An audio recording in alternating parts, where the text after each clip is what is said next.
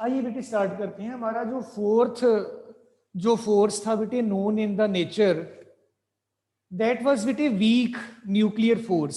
सो फार हमने 3 फोर्सेस की बात की है। सबसे पहले हमने ग्रेविटेशनल फोर्स, इसके बारे में बेटा डिस्कशन किया कंप्लीट अपना, उसकी मैथमेटिकल फॉर्म के बारे में डिस्कशन कंप्लीट किया। आफ्टर दैट बेटा we discuss the electrostatic force between the two charges, rather point charges at rest बेटे।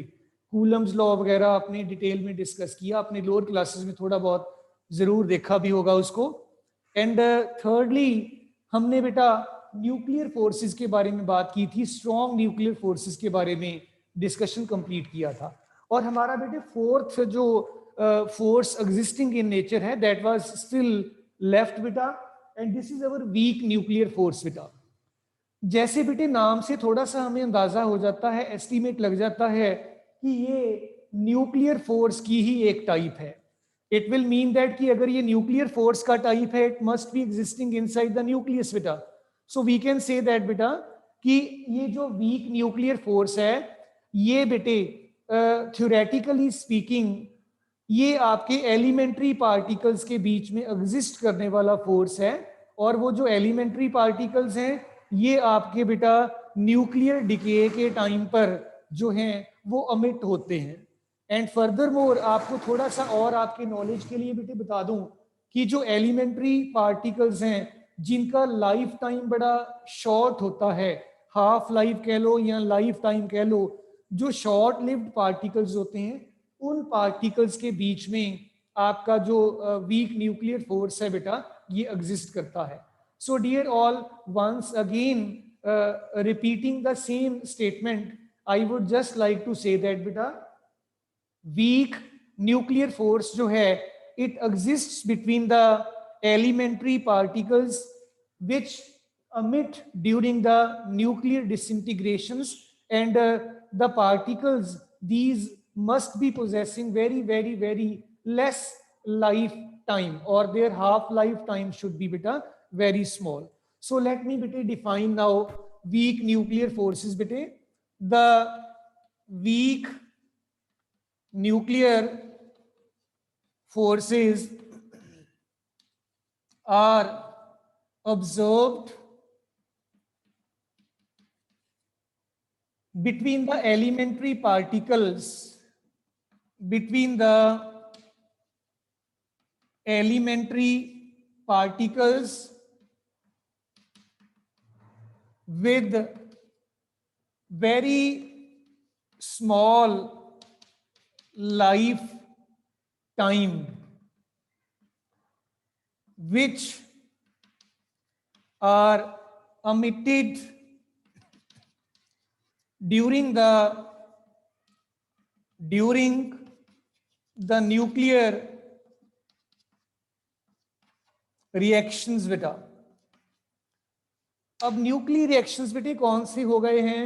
You must be aware of the fact that कि न्यूक्लियर फिशन होता है, न्यूक्लियर फ्यूजन रिएक्शन होता है, और sometimes भी collectively call it as nuclear transmutation reactions. मतलब एक न्यूक्लियस जो है, हैवी न्यूक्लियस जो है, वो बेटे ब्रेक होकर लाइट न्यूक्लियाई में बदल जाता है और नया न्यूक्लियस बना देता है। So in that sense we will be saying that कि जब भी आपका एक न्यूक्लियर रिएक्शन कंप्लीट होता है, उस न्यूक्लियर रिएक्शन में कुछ एलिमेंट्री बेसिक पार्टिकल्स बेटे जो हैं उनका अमिशन हो जाता है।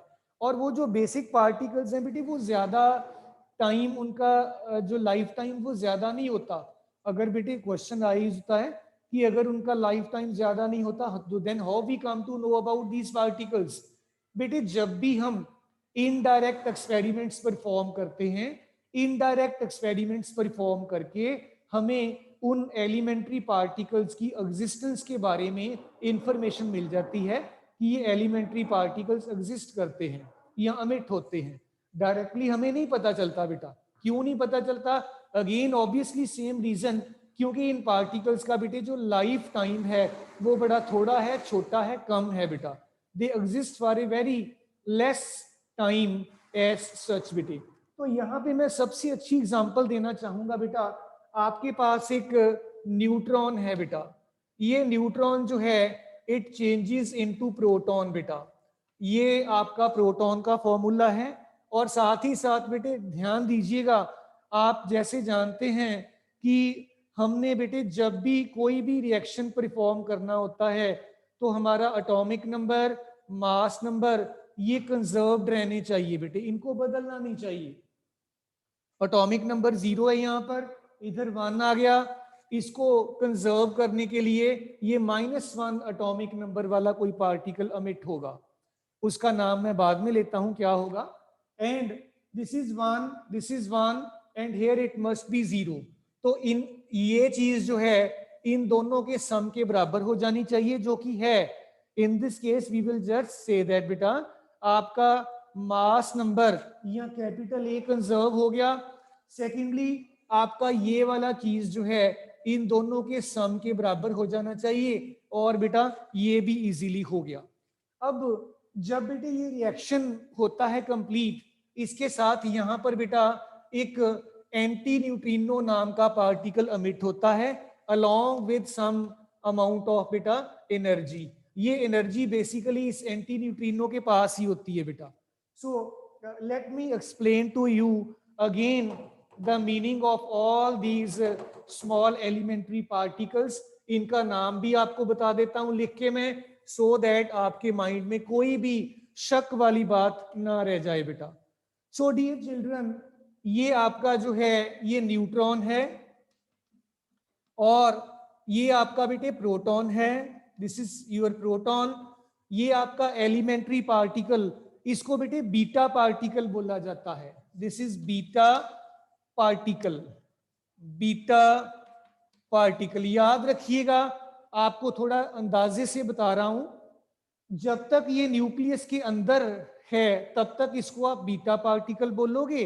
अदरवाइज अगर ये न्यूक्लियस के बाहर आ जाता है बाउंड्री के रिएक्शन कंप्लीट होने के बाद, तो इसको बेटे हम इलेक्ट्रॉन भी कह सकते हैं। बट ये एग्जैक्ट नहीं मैं कह रहा हूं, आपको एक अंदाजा बता रहा हूं कि हमें इस तरीके से हम इसको सोच सकते हैं कि न्यूक्लियस के अंदर इलेक्ट्रॉन नहीं रह सकते बेटा, पॉसिबिलिटी नहीं है।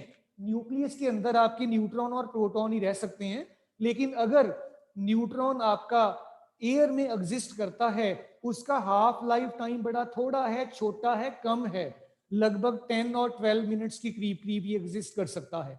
तो फिर वो जाता कहाँ है, उसका होता क्या है, that particle immediately gets converted into proton and this electron भी कह सकता हूं मैं इसको बेटा, इसको मैं बीटा पार्टिकल भी कह सकता हूं। जब आप और हायर क्लासेस में हो जाएंगे तब आपको इनके बीच में और ज्यादा डिफरेंसेस पता चलते चले जाएंगे। और ये बेटे आपका जो है this particle is anti neutrino. और बच्चों ई दिस इज फॉर एनर्जी बेटे। मैं अगर बात करूं अब न्यूक्लियर वीक न्यूक्लियर फोर्स की, तो उसका इस रिएक्शन के साथ क्या लेना देना वो भी समझिए जरा। न्यूट्रॉन जब आपका proton beta particle anti neutrino में बेटे बदलता है, चेंज होता है न्यूक्लियर ट्रांसम्यूटेशन रिएक्शन के थ्रू, तो इन पार्टिकल्स के बीच में आपस में म्यूचुअल इंटरेक्शन होता है, बड़ा वीक फोर्स इनके बीच में एग्जिस्ट करता है। और वो जो वीक फोर्स है that we term as weak nuclear force. Summing up once again बेटा, मैं अगर ये सारी चीज को कोलैबोरेट कर दूं, कलेक्ट कर दूं, कंबाइन कर दूं, तो मैं सिर्फ बेटे सिंपल वर्ड्स में यही कहूंगा कि आपके वीक न्यूक्लियर फोर्सेस में ये तब एग्जिस्ट करती हैं जब आपका एलिमेंट्री पार्टिकल्स का अमिशन होता है न्यूक्लियर रिएक्शंस में, और वो जो एलिमेंट्री पार्टिकल्स हैं देयर लाइफ टाइम जो है वो बहुत ज्यादा नहीं होता, बड़ा थोड़ा टाइम एग्जिस्ट करते हैं। तो इन दैट केस बेटा वी से दैट हमारा वीक न्यूक्लियर फोर्सेस का जो कंसेप्ट है हम एक्सप्लेन कर सकते हैं। So dear children, may I assume और मे आई होप कि सारे स्टूडेंट्स को बेटा क्लियर हो गया है। नमनप्रीत बेटा आपको अनम्यूट किया है, नमन, नमनप्रीत। Yes sir. बेटे is it clear? Yes sir. बेटे रिएक्शन में तो कोई प्रॉब्लम नहीं आपको समझने में आ रही है? No sir. Okay, thumbs up for you all then. आइए बेटे आगे चलें। इसके बाद मेरे पास बेटे कंसेप्ट आ जाता है हमारे जो बेसिक कंजर्वेशन लॉज हैं उनको कंप्लीट करें, then we will be starting with our syllabus in actual बेटा। सो डियर चिल्ड्रन, ये आपके पास जो बेसिक फोर्सेस हैं इनका आपने डिस्कशन कंप्लीट किया, and after this discussion let us concentrate upon the case of our बेटा बेसिक कंजर्वेशन लॉज बेटा, basic conservation laws in nature. हमारे बेटे नेचर में कौन कौन से बेसिक कंजर्वेशन लॉज को हम कंसिडर करके जो सारे का सारा अपना थ्योरेटिकल सेटअप है इसकी बात करेंगे। Let us concentrate upon these laws बेटा। First we have law of conservation of energy बेटे। Secondly, we have law of conservation of linear momentum beta, linear momentum. And then after this beta, third law, we have law of conservation of angular momentum beta, angular momentum. And fourth one with us is law of conservation of charge beta, conservation of charge. तो ये 4 basic laws बेटे जो हैं, we are to complete these laws, then we will be beginning with our further discussions बेटे। So आइए इनको one by one बेटा complete कर लें। Law of conservation of energy, what does it mean? As per our previous discussions, जैसे आप lower classes में पढ़ा करते हैं कि देखिए जी जो law of conservation of energy है इसके accordingly energy can neither be created nor be destroyed, but it can be converted from one form into the other form, keeping the total energy content as the constant figure बेटा। So इसमें बेटे कोई change नहीं है because basic laws हैं। इसका मतलब ये नहीं कि अगर आप किसी और क्लास में चले जाएंगे तो ये बदल जाएगा, it will remain as such. So once again statement part में बोलूंगा भी लिखूंगा भी, आप भी साथ साथ थोड़ा हिंट लिख लीजिएगा। According to the conservation of energy can neither be created nor it can be destroyed, but at the same time it can be converted from one form into the other form, keeping the total energy content as the constant beta. So आइए बेटे इसको मैं statement part को थोड़ा जो words की form में represent भी कर दूं और इसका एक प्रूफ भी बेसिकली हम कंप्लीट कर लें। So law of conservation of energy जो है, it states that energy can neither be created nor destroyed, but it can be converted from one form into another form. Total energy के content में बेटे कोई भी change नहीं आया करता, that we keep it as such constant. इसके proof के रिगार्डिंग लेट अस बेटा concentrate upon a freely falling object. जैसे आप लोअर क्लासेस में किया करते हैं, मैं बिल्कुल नहीं चेंज कर रहा हूं प्रूफ को। Imagine you have an object at say a height h and it is being dropped from this height, and as it is moving down to the ground, let it reaches at this particular point, let it be point A, let it be point B, and it is progressing further towards the ground, and imagine that here lies your ground, or the ground surface rather, it is just before touching the ground. And here initial velocity must be 0 because we are dropping this object, we are not throwing this. And here the velocity is v and it is non-zero, and here we consider the velocity to be v dash, it is still again non-zero. And this point may be called as point C. Let us imagine that total height of this object from the ground is h. When you release it from point A, it reaches up to point B after covering a distance with x along the vertical. और अगर आप ध्यान से देखें, remaining distance आपका h minus x के बराबर आपको मिल जाएगा। अगेन टोटल हाइट आपने h कंसीडर किया अकॉर्डिंग टू द डायग्राम, आपने ऑब्जेक्ट को जैसे ये देखिए चौक का पीस है, इसको ड्रॉप किया, it is moving like this. तो बिल्कुल बेटे, क्योंकि आप ड्रॉप कर रहे हो, initial velocity you will be considering it as 0, और जैसे जैसे ये डाउनवर्ड मूव कर रहा है, it is under the acceleration due to gravity of earth, it's motion rather. तो as a result of that ये डाउनवर्ड एक्सेलरेट हो रहा है। इसकी वेलोसिटी इनिशियल यहाँ पे जरूर 0 थी, यहाँ पे 0 नहीं होगी, और यहाँ पे अगेन इससे डिफरेंट हो जाएगी। हमें इन पॉइंट्स पे टोटल एनर्जी की कैलकुलेशन करके ये सारा दिखाना होगा। सो आइए बेटा, सबसे पहले ए पॉइंट पे total energy of the particle जो है इसके बारे में बात करके देखें कि कितनी एनर्जी थी बेटा। A point, this is your A point. यहाँ पे टोटल एनर्जी जो है, this is kinetic energy plus potential energy बेटे। काइनेटिक एनर्जी 1/2 mv², फॉर्मूला है आपका, एंड इट इज mgh। देखिए वेलोसिटी 0 है यहाँ पे, so you will say that this is 0 plus mgh and this energy is turning out to be mgh। मतलब आपका point object जब ए पॉइंट पे है, इसके पास कोई काइनेटिक एनर्जी नहीं है, it is possessing totally potential energy, और उसका मैग्नीट्यूड हमने निकाल दिया। इसके बाद it is moving in the downward direction. हमें ये वी नहीं पता बेटा, ये वी निकालना पड़ेगा, तभी काइनेटिक एनर्जी निकलेगी। इस वी को कैलकुलेट करने के लिए v² minus u² is equal to 2gh x।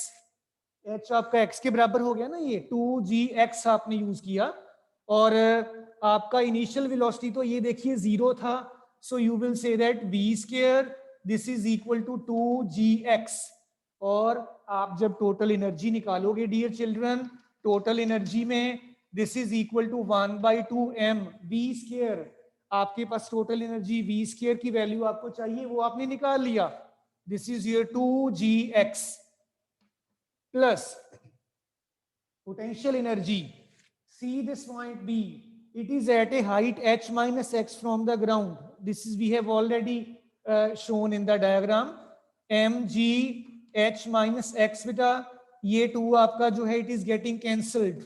So we are left with mgx plus mgh. Multiply कर रहा हूं मैं, minus mgx. This is getting cancelled as such, and it is mgh. सो बेटे B point पे भी total energy आपकी mgh के बराबर आपको मिल रही है। Let us focus at point C. C point पे वेलोसिटी आपकी स्टिल बदल गई है, हमें इसकी वैल्यू नहीं पता, इसकी वैल्यू निकालनी पड़ेगी।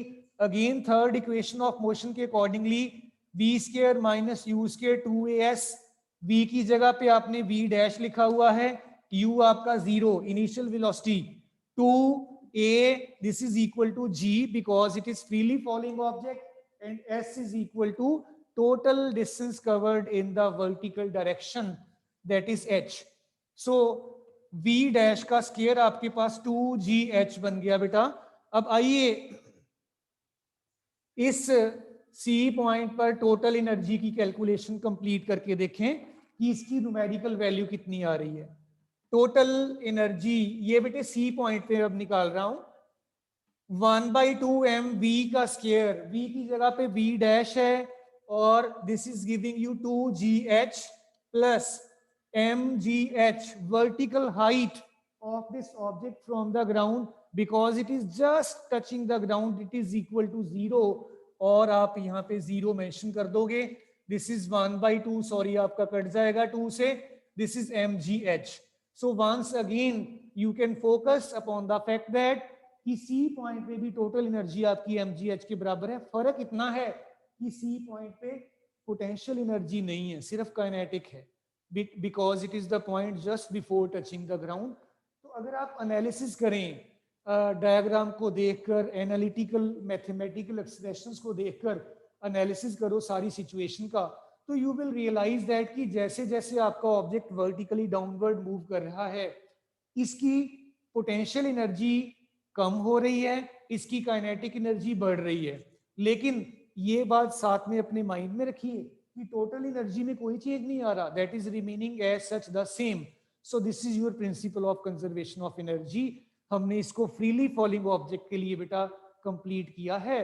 आप किसी भी और सिचुएशन के लिए इसका प्रूफ दे सकते हो. You are not bound to do it in this way only बेटा.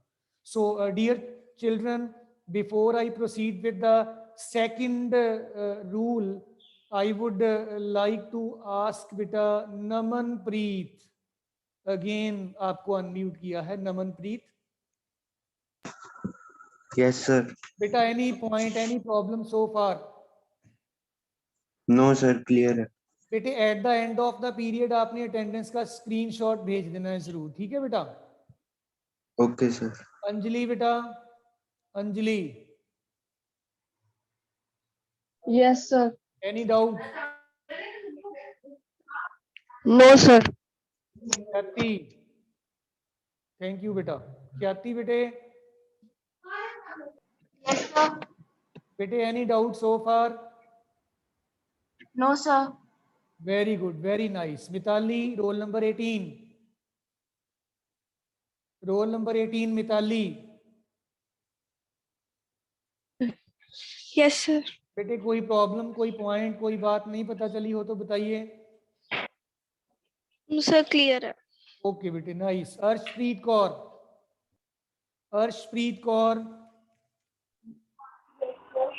हाँ जी बेटे, चलें आगे अगर समझ लग गया हो आप लोगों को सबको तो. यस बेटा, ओके, नाइस बेटे, nice, very good.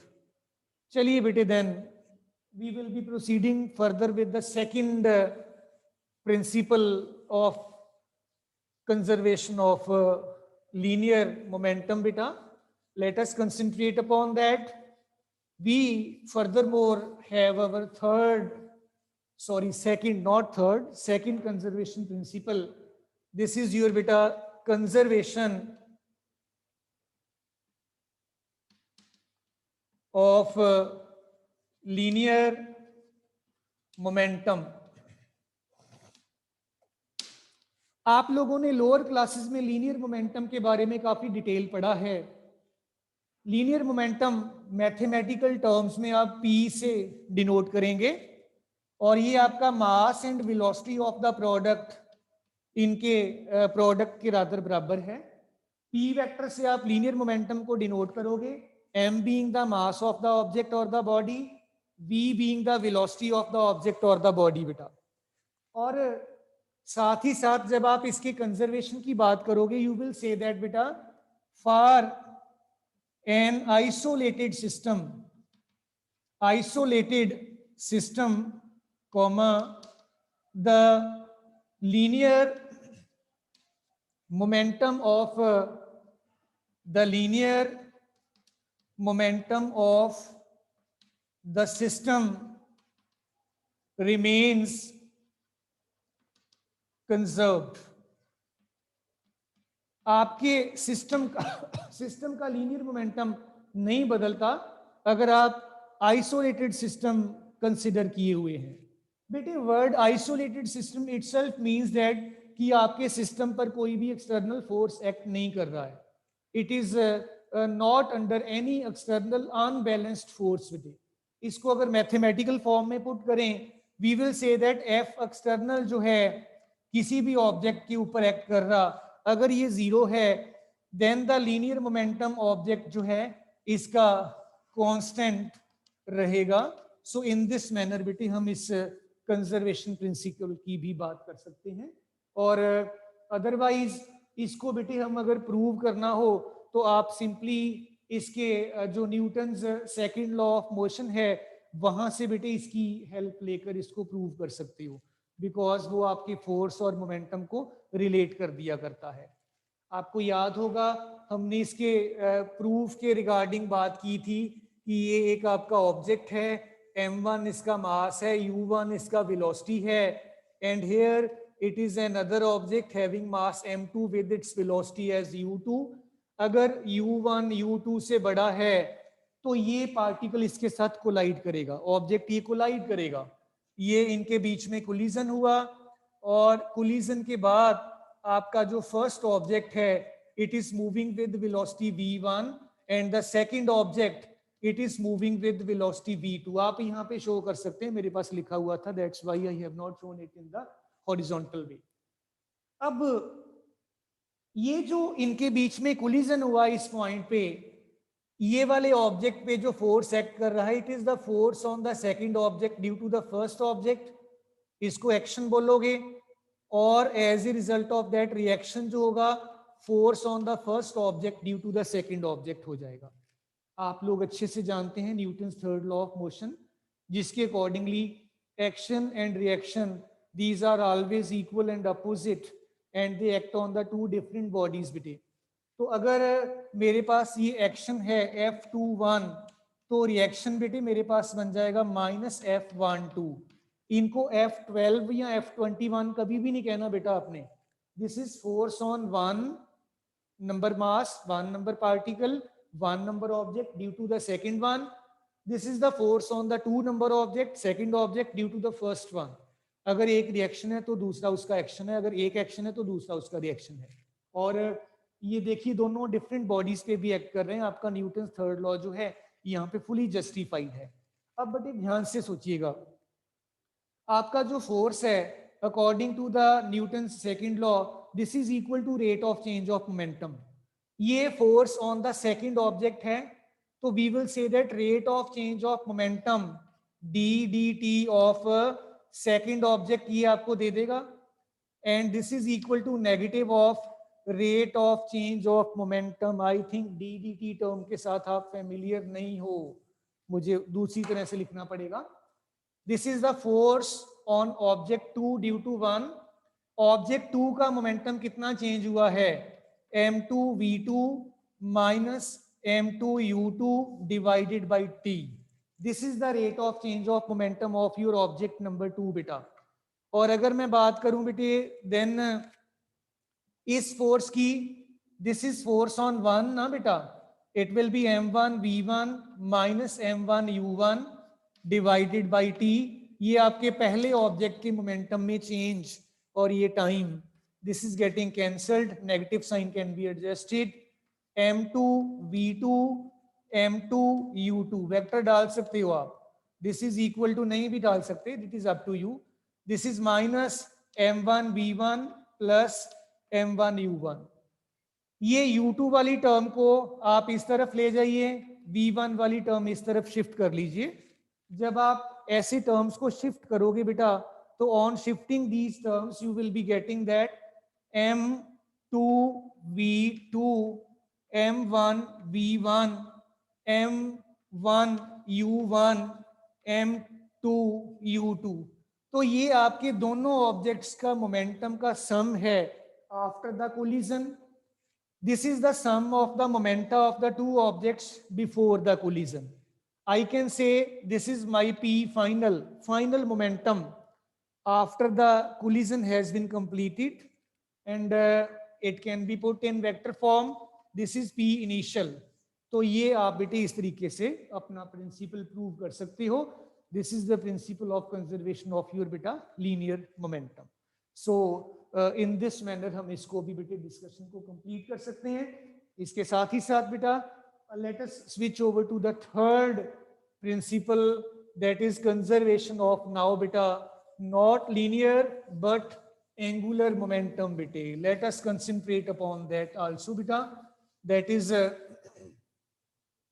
Principal of conservation of angular momentum बेटा। Let me concentrate upon this concept now, principle of conservation of angular momentum।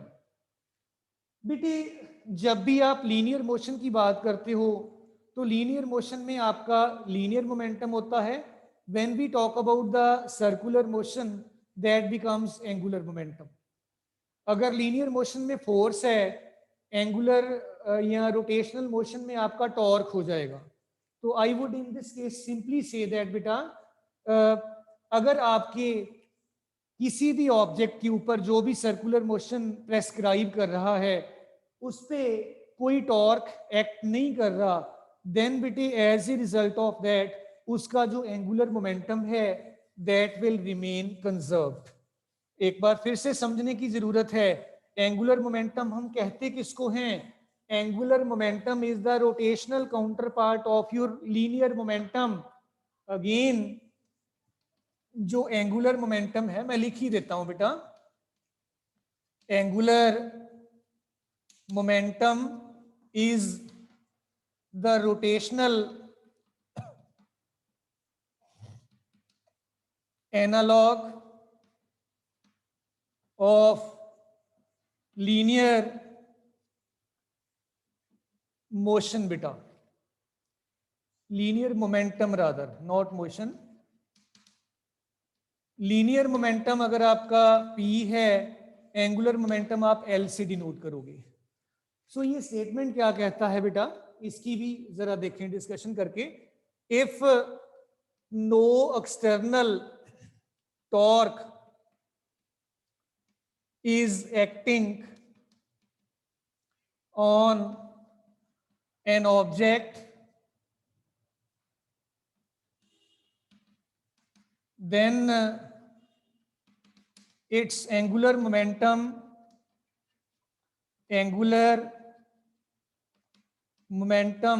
remains conserved बेटा। इसको मैथमेटिकल फॉर्म में आप कैसे लिखोगे? You will say that torque को बेटे tau से डिनोट करते हैं, ऐसे लेटर डालते हैं tau. If external torque is equal to 0, नहीं एक्ट कर रही, देन एंगुलर मोमेंटम L जो है दैट विल रिमेन कांस्टेंट। फिर से देखिए टॉर्क, टॉर्क को आप ऐसे बेटा C के ऊपर एक लाइन ड्रॉ कर देते हैं, वो इसका सिंबल बन जाया करता है। तो जरा देखिएगा मैं कैसे डाल रहा हूं, ऐसे करके, देन ऐसे बेटे, ये C के ऊपर एक लाइन सी ड्रॉ कर दी है और ये वेक्टर क्वांटिटी होता है, दिस इज योर टॉर्क बेटा। So we will say that कि अगर किसी भी बॉडी पे टॉर्क एक्ट नहीं कर रहा है, torque is rotational analogue of the force बेटा, angular momentum is rotational analogue of linear momentum.